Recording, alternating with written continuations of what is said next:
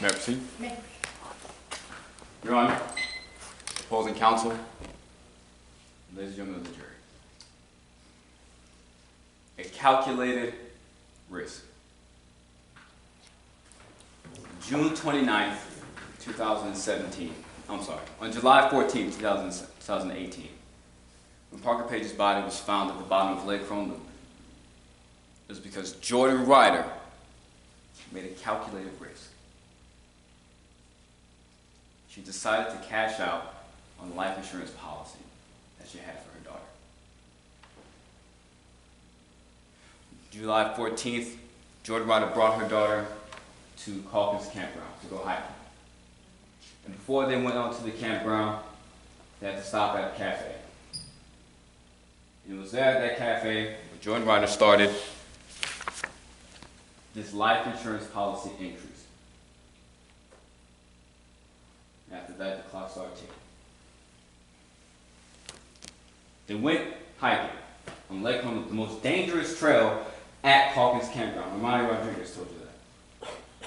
She also told you that while they were on this trail, she went to go check up on them a few times. She heard Parker scream. She didn't see Parker. She heard the screams. And all she saw was Jordan Ryder walk back and say, it was nothing, it was a fox. And then she heard her scream again. She didn't see Parker Page alive ever since. Kelly Dukes told you that while they were on this trail, Parker and Jordan were arguing back and forth, fighting. And it wasn't just bickering, ladies and gentlemen. It wasn't just harsh words. Jordan Ryder got so angry that she snatched the hiking stick from her daughter's hands. Her daughter, who suffered from brittle bones disease. Meaning that she could trip, fall, and break a bone at any time. She snatched the stick right out of her hands and jabbed it at her.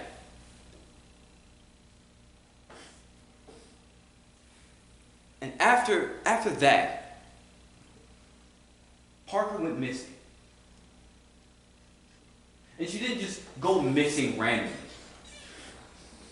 No one saw her leave the Lake Chrome Loop. And the only person that was with her on this loop was Jordan Ryder. And so Jordan Ryder claims she went to go look for Parker.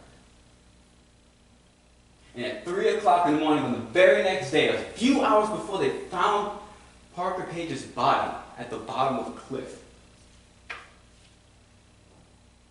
she submits this life insurance policy. It jumps from $10,000 just for a funeral to $200,000. That was a calculated risk. You heard from Dr. Quincy today that Parker Page died not because of an accident, but because she was pushed off the edge of a cliff. The bruising and the fracture of her clavicle bone came from a hiking stick, the same hiking stick that Jordan Ryder was seen snatching from her daughter's hand, the same hiking stick that was found in the tent right next to Jordan Ryder. But we didn't have to just suggest that to you. We have to prove that to you. We, the prosecution, bear the burden of proof in today's case. It's a burden we gladly bear. We have to prove to you beyond a reasonable doubt that Jordan Ryder knowingly caused the death of her daughter, Parker Page. And to illustrate beyond a reasonable doubt, I want you to imagine a puzzle. We don't have to have every single piece of the puzzle. It's not how it works. We have to have enough pieces so you get the picture. And ladies and gentlemen, when you really look at it, who else was on the trail with Parker Page? Except for Jordan Ryder. Who else had a life insurance policy set up for Parker Page that would give her $200,000? Except for Jordan Ryder. Who else was arguing on this trail with Parker Page and fighting with her, grabbing things from her, reaching for her, being aggressive towards her, except for Jordan Ryder? Now, the defense wants you to believe that this is a case about a mother's love, that there's nothing stronger than a mother's love. But they also told you the opposite. A mother's love wouldn't be taking her fragile daughter, one who was diagnosed with osteogenesis imperfecta, brittle bones disease. And you heard from Dr. Lopez that she was likely suffering from a more severe case than what she was diagnosed with. A mother's love wouldn't drag her out to the most dangerous hiking trail. They showed you Jordan Ryder, and yes, it was an emotional time for everyone. But during cross-examination, you noticed something, and I know we noticed it. I know you noticed it. She struggled. She struggled telling the truth. She knows the difference between a health insurance policy and a life insurance policy. A health insurance policy is just in case somebody gets sick, we can pay for the medical bills. A life insurance policy is just in case someone dies, I can pay myself. That's exactly what happened. You heard from Cameron Lee, we didn't see anything that happened at all. She told you that she kind of sort of thought that maybe, possibly, Parker Page was following behind Jordan Ryder about 10 minutes after she saw Jordan Ryder walk across the bridge. It's not enough. It's not reasonable doubt. So, ladies and gentlemen, after hearing all the evidence and reviewing all the testimony, we, the plaintiff, are confident that you can render the verdict that the evidence supports, that justice demands, and that will best avenge Parker Page. You will find Jordan Ryder guilty of aggravated murder. Because at the end of the day, this whole thing was just a calculated risk. Thank you.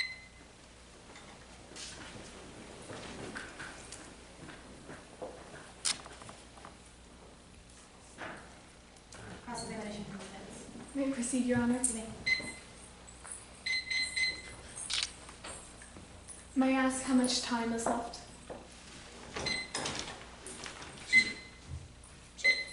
The defense has 8 minutes and 46 seconds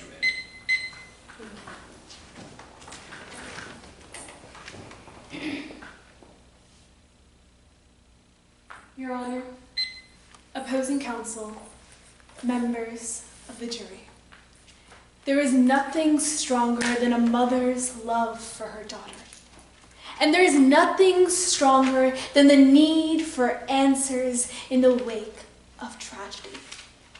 Love and answers. In the face of tragedy and loss, we strive to find answers because in our minds, answers lead to resolution, resolution leads to closure, and closure brings justice. Today, you learned about an undeniable tragedy, the death of Parker Page on July 14th, 2018.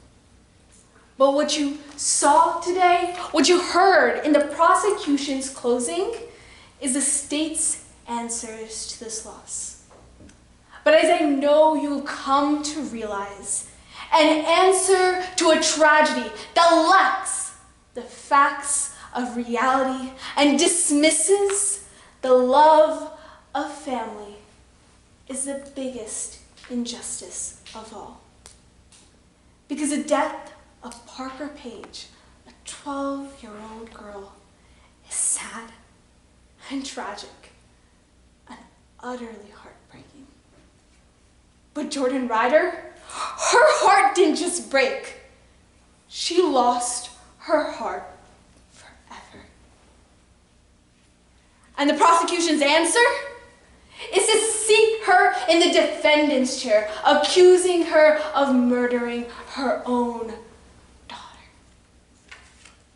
But as we've shown you today, there is nothing stronger than a mother's love for her daughter. And because of the gravity of that love and the gravity of the prosecution accusation, the law is on Jordan Ryder's side. Jordan Ryder is innocent until proven guilty. And the prosecution alone bears the burden to prove beyond a reasonable doubt that Jordan's unconditional love for Parker was overcome and that the prosecution's baseless allegations are true. This burden is not puzzle pieces. It's a woman's life. It is the highest burden our criminal justice system allows. And to rule in the prosecution's favor, you must be absolutely certain that there is no reasonable doubt in this case. Member of the jury, the prosecution has been unable to meet their burden. Because Jordan Ryder would never kill Parker, and Jordan Ryder never did kill Parker. Because there is nothing stronger than a mother's love. But the prosecution has accused her anyway, so we must talk about what they said anyway. The prosecution called Kelly Dews to the stand, a social media influencer whose main care is to garner likes and build a fan base. She has openly admitted to exaggerating to gain fans, yet the prosecution wants you to believe her timeline of the events.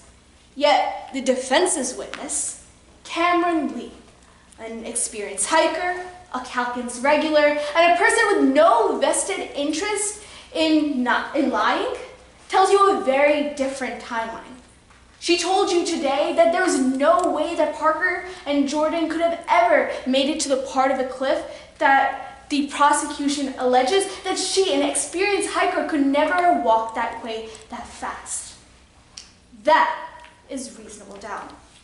The prosecution also called Dr. Quincy to the stand, the medical examiner who autopsied Parker Page. Now, the defense also called a medical examiner, Dr. Lopez, a man with over 35 years of experience, a former chief medical examiner, and a person who hired Dr. Quincy, and he told you a very different story. That Dr. Quincy made critical errors in calculating the time of death, in taking the severity of the death into account, and told you that an accidental death was more probable. That is reasonable doubt. But what the prosecution doesn't want you to hear is Jordan Ryder's story. The story of a mother who lost her daughter. Because as you heard, Jordan's world revolved around Parker Page. After the death of her mother and her parents, each and every day was meant for Parker Page. And what the prosecution doesn't want you to hear is the right answer to the case. That on July 14, 2018, Parker and Jordan went to Calkins campgrounds, and they decided they were going to hike. Jordan simply wanted to spend more time with their daughter, to bond, to make up for the time that they had lost. They went hiking on the Lacrone Loop. And in between, like many other preteens, Parker got agitated, angry, a little hot, a little tired, and cell phone deprived, so an argument ensued. They decided to turn back long before they ever reached the place where Parker Page passed away. They reached the campgrounds, and Parker wanted to cool down. She wanted to take pictures of the sunset at the lake, so Jordan lets her go. That's the last time Jordan ever saw her daughter. When she realized she was missing, Jordan searched desperately for Parker. She was unsure to call to police because she was unsure of her custody arrangements, but she tried, she searched. It was the most terrifying and devastating night of her life. The next morning, police arrive, and they tell her Parker Page was dead. And her world, it falls apart. Jordan Ryder loves Parker Page. And there is no way that Jordan Ryder would have ever been able to hurt Parker. It was not a calculated risk. This case should never have come to to court. Because there is nothing stronger than a mother's love. That is why I ask you to find the only true answer, the only verdict that the law requires, the facts compel, and justice demands. I ask you to find Jordan Ryder not guilty. Thank you. Thank you, Counselor. Any rebuttal? Yes, Your Honor, before I begin, I'd like to inquire as how much time I have. You have a little under 2 minutes.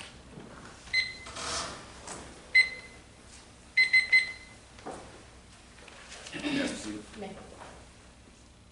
To be perfectly clear, ladies and gentlemen of the jury, we don't enjoy doing this. We don't enjoy putting someone in this position. We don't enjoy prosecuting mothers. We don't enjoy that. But we have to follow what the evidence shows us. And the evidence shows us nothing else. Defense counsel was absolutely right. This should have never came to court. Because it should have never gone on the loop. Because she should have never gotten angry with her daughter.